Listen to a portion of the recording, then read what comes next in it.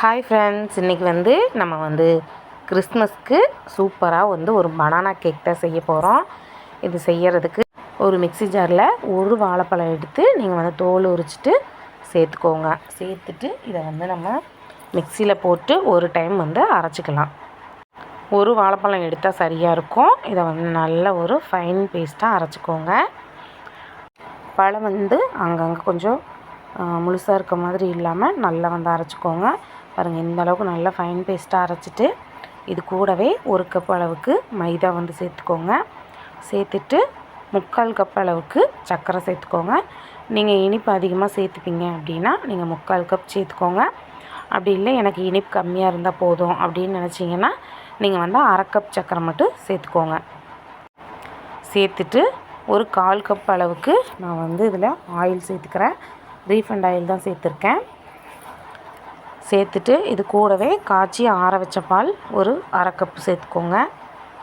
இதுவே சரியாக இருக்கும். நம்ம இதில் வேறு எக்ஸ்ட்ரா பால் சேர்க்க போகிறதில்ல, எக்ஸ்ட்ரா ஆயில் சேர்க்க போகிறதில்ல.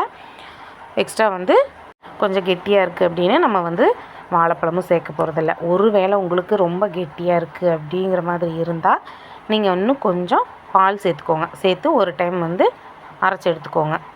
பால் சேர்த்துட்டு இது கூடவே நம்ம ஒரு 1/2 டீஸ்பூன் அளவுக்கு பேக்கிங் சோடா சேர்த்துக்கலாம். நம்ம வீட்டில் யூஸ் பண்ணுவோம் பாருங்கள், அந்த பேக்கிங் சோடா சேர்த்துக்கோங்க. சேர்த்துட்டு இது கூடவே நான் வெண்ணிலா எசன்ஸ் எடுத்திருக்கேன். அதை ஒரு 3 ட்ராப் மட்டும் சேர்த்துக்கலாம். உங்கள் கிட்ட வெண்ணிலா எசன்ஸ் இல்லை அப்படின்னா நீங்கள் இந்த ஸ்டேஜில் ஒரே ஒரு ஏலக்காய் மட்டும் சேர்த்துக்கோங்க. சேர்த்துட்டு நல்லா அரைச்சி எடுத்துக்கோங்க.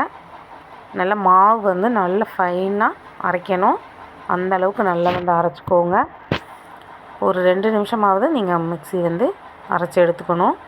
நல்லா இந்த அளவுக்கு அரைச்சி வந்ததுக்கப்புறம் இதை ஒரு ஓரமாக வச்சுடுங்க.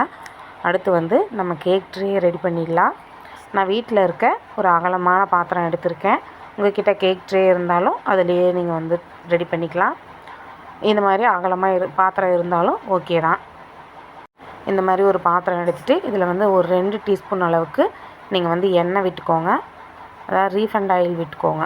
விட்டுட்டு நீங்கள் எல்லா பக்கமும் எண்ணெய் படுற மாதிரி அப்ளை பண்ணிக்கோங்க.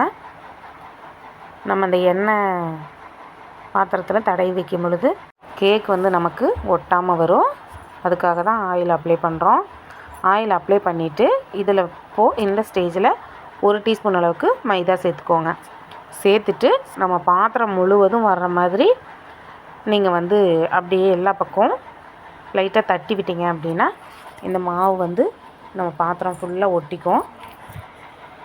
இது மாதிரி நல்லா டேப் பண்ணி விட்டிங்கன்னா நல்லா பாத்திரமெல்லாம் ஒட்டிக்கும். நம்ம ஆயில் அப்ளை பண்ணியிருக்கனால ஈஸியாகவே ஒட்டிக்கும். இது நம்ம கேக் அடி பிடிக்காமல் இருக்கிறதுக்கு ஈஸியாக நம்ம டிமோல்டு பண்ணுவோம். அதுக்காக தான் இந்த அளவுக்கு நல்லா மாவு போட்டுட்டு நம்ம அரைச்சி வச்சுருக்க பேட்டரை ஊற்றிக்கலாம். பாருங்கள், இதுதான் கரெக்டான கன்சிஸ்டன்சி. மாவு நம்ம ஊற்றும் பொழுது ஒரு ரிப்பன் கன்சிஸ்டன்சி வரணும். இந்த அளவுக்கு நல்லா ஃபைனாக அரைச்சிக்கோங்க. நான் சொல்லியிருக்க அளவுகளே கரெக்டாக இருக்கும். நீங்கள் எக்ஸ்ட்ரா எதுவும் சேர்க்க தேவையில்லை.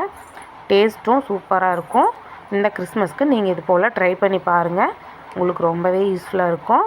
மாவு கேக் ட்ரேயில் சேர்த்துட்டு நீங்கள் நல்லா டேப் பண்ணிக்கோங்க. உள்ள ஏர் பபிள்ஸ் எல்லாம் இருந்தால் வெளியில் வந்துடும். இல்லைன்னா அங்கங்கே உங்களுக்கு கேக் வேகாத மாதிரி இருக்கும். ஸோ நல்லா டேப் பண்ணி விட்டுட்டு ஒரு ஓரமாக வச்சுக்கோங்க. இப்போ நம்ம ஒரு குக்கர் வச்சுக்கலாம். நம்ம கேக்கு வேக வைக்கிறதுக்காக குக்கர் வச்சுருக்கேன். இன்றைக்கி நம்ம குக்கரில் தான் வேக வைக்க போகிறோம். இதை ஒரு 10 நிமிஷம் ப்ரீ ஹீட் பண்ணிக்கோங்க. பாருங்கள், 10 நிமிஷம் இப்போ நான் ப்ரீ ஹீட் பண்ணிட்டேன். இதுக்குள்ளே ஒரு ஸ்டாண்டு வச்சுக்கோங்க. ஸ்டாண்டு நீங்கள் எந்த மாதிரி வச்சுக்கிட்டாலும் ஓகே தான். உங்கள்கிட்ட ஸ்டாண்டு இல்லை அப்படின்னா ஒரு டிஃபன் பாக்ஸு மூடி உள்ளே வச்சுக்கோங்க. மூடி வச்சுட்டு இப்போ நம்ம ரெடி பண்ணி வச்சுருக்க கேக் பேட்டரை உள்ளே வச்சுக்கலாம். இது போல் நல்லா வச்சுக்கோங்க. வச்சுட்டு ஸ்டாண்டில் கரெக்டாக நடுவில் இருக்க மாதிரி வச்சுக்கோங்க. குக்கரில் ஒட்டாமல் இருக்கணும். அது போல் வச்சுக்கோங்க. இது போல் நல்லா வச்சுட்டு ஒரு மூடி போட்டு மூடி வச்சுடுங்க. முக்கியமாக கேஸ்கட் போடாதீங்க. அதுக்குள்ளே இருக்கிற கேஸ்கட்டை எடுத்துடுங்க. குக்கர் மூடி போட்டுட்டு விசில் போடாதீங்க, கேஸ்கட் போடாதீங்க. அப்படியே மூடி வச்சு ஒரு 45 நிமிஷம் இல்லாட்டி ஒரு 50 நிமிஷம் நல்லா குக் பண்ணுங்கள். நல்லா வேக வச்சுக்கோங்க. முக்கியமாக ஸ்டவ் வந்து லோ ஃப்ளேமில் தான் இருக்கணும். இப்போ வந்து ஒரு 20 நிமிஷம் ஆயிருக்கு. இதில் வந்து நமக்கு வேணுங்கிற நட்ஸ் வந்து மேலே சேர்த்துக்கோங்க. நான் கொஞ்சம் முந்திரியும் பாதாமும் கட் பண்ணிவிட்டு சேர்த்துக்கிறேன்.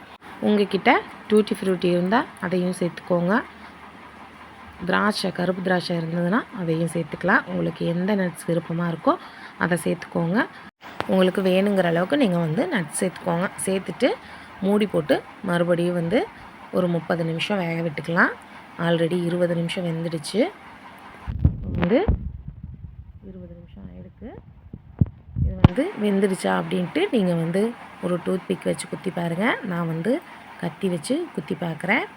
உங்களுக்கு லைட்டாக நீங்கள் தொட்டு பார்த்தாலே தெரியும். வெந்திருந்தால் வந்து நமக்கு கத்தியில் ஒட்டாது. வேகாமல் இருந்தது அப்படின்னா கத்தியில் ஒட்டும். ஸோ மறுபடியும் மூடி போட்டு ஒரு 10 நிமிஷம் டு 15 நிமிஷம் கூட நம்ம வச்சுக்கலாம். நம்ம கேக் வேகிறத பொறுத்து தான். நம்ம வந்து குக்கரில் தான் செய்கிறோம்.